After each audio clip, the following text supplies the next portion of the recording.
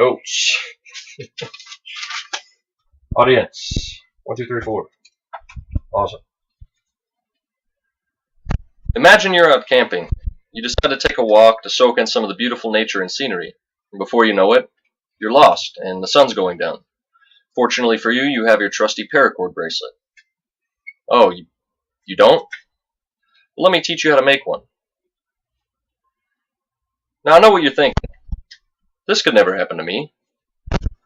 I'm too careful. And I'm pretty sure that most of the people it has happened to probably thought the same thing. But why take my word for it? I'm not a survival expert.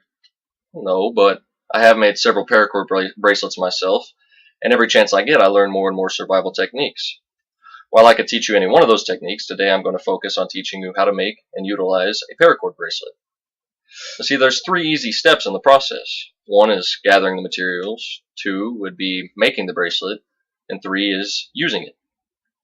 First and foremost, we're going to talk about gathering the materials. Before I can tell you where to gather them, I guess I should tell you what to gather. Obviously, you're going to need your paracord.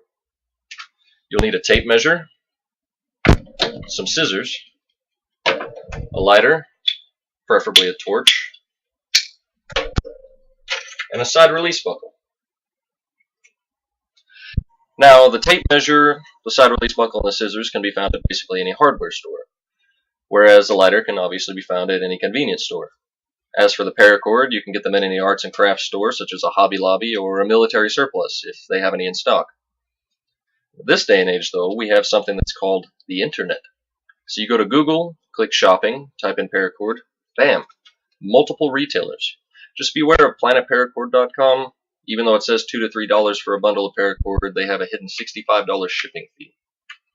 According to bestglide.com, the best paracord you can get is 550 military grade. And the only place to get that online is survivalright.com.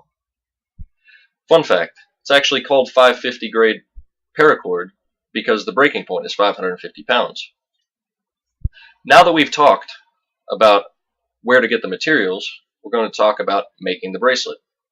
The first step is measuring your wrist.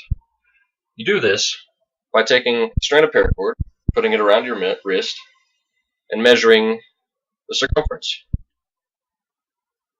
The next step is putting them through the buckles. To do this, you will find the middle of the paracord, stick it through the female end of the buckle,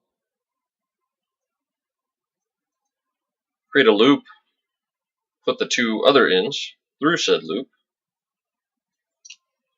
and create what is called a cow's hitch. Now we will take the male end, put them through on the outside of the buckle, and bring them around. You want to get this to be about the size of your wrist. You can measure it or you can click it and see if it fits. At this point, step 3 is knotting the bracelet. You want to take the left strand, put it behind the middle 2, and over the right strand. You'll take the right strand, put it over the middle 2, and through the loop created by the left strand. You want to pull this tight, but not too tight that it becomes stiff. Next, you're going to take the right strand, put it under the middle 2, and over the left. Take the left strand, put it over the middle 2, and through the loop on the right. Again, pull it tight. Now, step number 4 is basically a continuation of step number 3. You just continue alternating sides, left and right, till eventually it looks like this.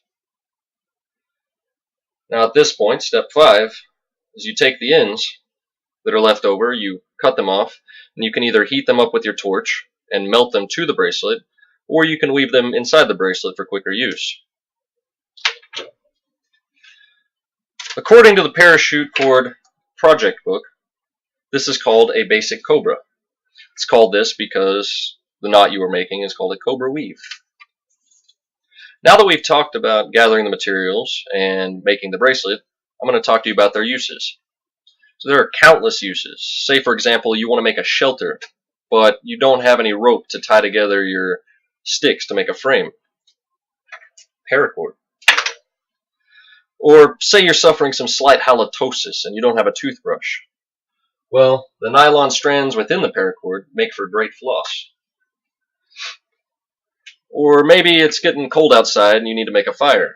And you can take some paracord, a few sticks, and make yourself a fire bow. Now, using this is a lot easier said than done, and that's a story for a completely different time. Depending on how many uses your bracelet has, depends on what style of bracelet it is. According to the guys over at Board Paracord, there are over 100 different styles of bracelets, some with upwards of 80 plus feet of paracord in them. That's a lot of paracord for one simple bracelet. In conclusion, during a survival situation, a paracord bracelet can mean the difference between life and death. Knowing what materials you need, where to find them, and how to make the bracelet, as well as utilizing its uses, could save your life. It's simple and quick to make. How can something so easy, multifunctional, and possibly life-saving be a waste of your time? Don't play with your survival.